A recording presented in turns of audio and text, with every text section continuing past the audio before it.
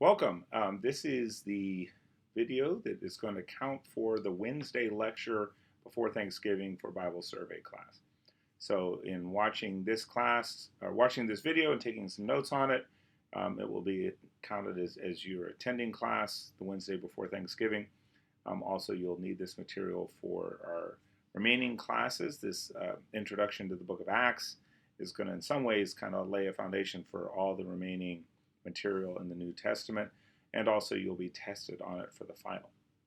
Okay, so I'm making this about a week or so in advance of Thanksgiving, so I can't be 100% sure how far we will have gotten on Monday in the New Testament. It could be that this will overlap some of the material that we've already covered Monday, or it also might be that there's a gap, and in which case I'll fill it in. But what we're going to do is just sort of talk about the book of Acts in some introductory ways. We'll then begin to get into the text a little bit, and we'll just see how far we get. I intend not to give you a 70-minute video to watch. My guess is it'll probably be about 40, but I will try to hit some significant points that you'll need. All right, so first of all, the book of Acts immediately follows the Gospels. So in Matthew, Mark, Luke, and John, we've looked at the life of Jesus from his birth to his death and resurrection. The book of Acts kind of immediately picks up the story where the Gospels end and continues through the first decades of the early church. So the official title of Acts is the Acts of the Apostles. So the Apostles, and for some of us, this is material you're quite familiar with, but for others, it may be brand new. An apostle essentially is an early leader in the church, somebody who was given the authority, almost not on the level that Jesus had with his disciples, but not all that far from it. The 12 apostles, who for the most part were the 12 closest disciples or followers of Jesus, become the 12 apostles. With there's one or two that drop out, and a couple others that are added. But these apostles, these leaders, were given immense power by their fellow Christians, by the early Christian movement. Their teaching, their leading was seen as if, kind of similar to the Old Testament prophets. They were kind of put on a weight like Isaiah or Jeremiah, an Elijah or something like that. So these leaders in the church have tremendous weight, and that's why we have their story here contained in the book of Acts. So the official title is the Acts of the Apostles. I'm going to suggest to you two alternative titles, not saying that Acts of the Apostles ought to be changed, but ways of helping understand what this book is about. Okay, so I've created a nifty little poster board here that you can see. So I have Acts of the Apostles. That's the original title. I want you to consider, what would it mean if the title of the book had been the Acts of the Holy Spirit? Okay, and what I mean by that is, if you read the book of Acts closely, what you will see again and again and again is that whereas the Gospels, the Old Testament focused on God, this Yahweh, who now in a Christian sense becomes God the Father. The Old Testament really, how did God the Father interact with the nation of Israel? The Gospels show us the life of Jesus. How did the second person of the Trinity, Father, Son, Jesus, how did Jesus come to earth, interact with humans? What did Jesus do and say? What went into his death on the cross and then his subsequent resurrection? What is the meaning of that? Now in the book of Acts, sort of the third member of the Trinity, Father, Son, Holy Spirit, the Holy Spirit really comes to the fore. So if you look at the book of Acts, you will see again and again and again people doing things. There are going to be people teaching, people performing miracles, people spreading the word about Jesus all across the Roman Empire. But what will be true in virtually every story is a mentioning of that they were led by the Spirit. They were given power to do this by the Spirit, or the Spirit came upon the listeners and they immediately followed Jesus. So in one ways, this is the story of specific people, these apostles, these early leaders in the Christian movement. But in another sense, you could say really what the book of Acts is is a description of how the Holy Spirit kind of figuratively sort of took the baton. If you were running a relay race in a track. If the Gospels were Jesus running the race and carrying the baton, now that baton is handed to the Holy Spirit. And in the book of Acts, we see how the Holy Spirit helps these followers of Jesus spread the news of Jesus across the Roman world. And by the end of the book of Acts, Christianity is well on its way to becoming kind of an empire-wide movement. Whereas at first it's just a very, very tiny group centered in Jerusalem. So that's one kind of alternative title for the book, The Acts of the Apostles. That might be good to know for the final. The third one, Acts of Peter and Paul. And then if you'll note down below that, I wrote first and second, and I can't really, yes, there we go. So yes, there are stories of multiple apostles in the book of Acts, multiple people, and things that many people did in spreading the word about Jesus. But a second or third way that you could think about this book is that the first third of the book is kind of the role of Peter.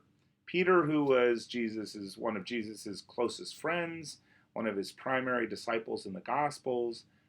We've already talked about Peter on some levels. He, in the early months and years of the Christian movement, is kind of the central leader. Jesus himself had said, Peter, you are the rock, and upon this rock I will build my church. And so in the early chapters of Acts, Peter is really the central character. But something we see around the 12th chapter of the book of Acts is that Peter begins to fade out in terms of just how much story is told about him. And this man called Paul takes his place. So some of us are very familiar with Paul. He ends up writing a number of letters, and we'll talk in a few minutes about why he does that. Letters that we have, letters that make up about over half of the New Testament are letters that this man Paul wrote to various groups of Christians. And so Paul becomes very, very influential. And very significantly, Paul is going to become a really predominant Christian leader, because it is Paul that helps Christianity spread out of Judaism and kind of being centered in Jerusalem and for Jews to being a movement that spreads to Gentiles and therefore is accessible to Greeks, to Romans, to people all over the world. And so Paul's role is going to be tremendously important, and we'll talk about that in a few minutes. So those are three different ways of thinking about this book before we even get into it at all. Acts of the Apostles is the formal title, Acts of the Holy Spirit, because this book really highlights how the Holy Spirit comes to these people and helps them, gives them strength and wisdom and courage that they did not have before. And remarkable things happen through the Spirit's power. And then the third way, Acts of first Peter and then Paul. And that will be helpful in your mind, just keeping clear how this book flows. That the first 10 to 12 chapters of the book are primarily about Peter, and then the remaining chapters are going to be mostly, although not exclusively, about Paul. Okay, so that's the little framing stuff to begin with. About the book, just a comment before we start talking about the content of it. The book of Acts is written by Luke, the same Luke who wrote the Gospel of Luke. The book of Acts begins in almost the exact same way, with an address to this man or this figure, Theophilus. Dear Theophilus, Luke says, I wrote the life of Jesus, and now I'm going to tell you how the church began and how the first acts of the followers of Jesus afterwards. And that is a really significant thing. Okay, many of us are probably prone to think, if we have any awareness of the span of the New Testament, if you were to ask who is the most important author of New Testament books, almost anybody would say, well, Paul, clearly Paul. Depending on how you count books, kind of traditionally, Paul has been viewed as writing 13 of the New Testament books. Those scholars now debate that perhaps he didn't write all 13 of those, that maybe 7 to 13, some number of that, and some of those might have been written by followers of his. we'll be talking about that a little bit after Thanksgiving, although we're not going to go into a ton about we're not going to spend a lot of time on the questions of whether Paul wrote all of those letters. Um, the point here being, if you just looked at Paul's letters and the number of them, you would immediately say, well, far and away, Paul is the most significant author of the New Testament. He writes close to half of the words come from him. But Luke, in only 2 books, writes about a third of the New Testament. So Paul still comes in slightly higher in terms of word count or page count, but Luke is not far behind, and Luke far outweighs any other author other than Paul. So while most Christians are very familiar with Paul's influence on the New Testament, Paul's influence on Christianity, one of the things we probably don't notice that much is that Luke really is about as significant. That the ideas that are in his gospel and then in the book of Acts have a huge impact on the shaping of Christianity that we have it, and the shaping of the New Testament.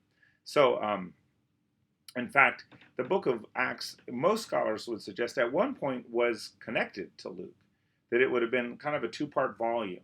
I mean, sort of the way, like if you think of the Harry Potter books or the Lord of the Rings, they're separate books in and of themselves. The Lord of the Rings has 3 books. Harry Potter has, I don't know, 7, something like that.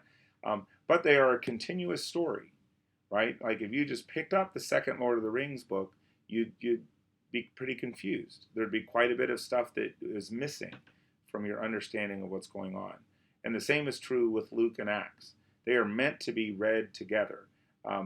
We often miss that as Christians because in our Bibles it goes Matthew, Mark, Luke, then the Gospel of John, and then the book of Acts. Probably for us to get the sense of it, we would swap places with John and Luke so that it would just go Luke and then right into Acts. If you ever read the ending of Luke and then started right away with the book of Acts, it doesn't take a trained biblical scholar to recognize, oh, this is just a continuation of the same story. I mean, there's really hardly any gap at all. I mean, it feels like it's a day or 2 later, and the book of Acts starts up right where Luke ends.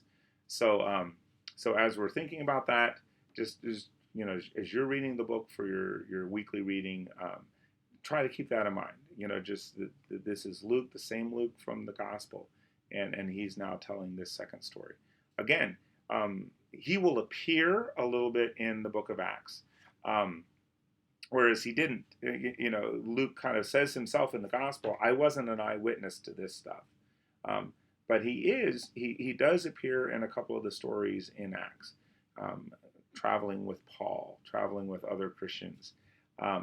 So clearly Luke is probably a convert. He is somebody who is converted to Christianity, who never met Jesus physically, or at least that's very unlikely, but has converted to Christianity in the early decades of the church, and has become very prominent and passionate and is eloquent and decides to write down the account of what has happened. So, and here in the book of Acts, we have that account. I'm going to pause for a moment to get a drink. My throat's a little dry. I'll be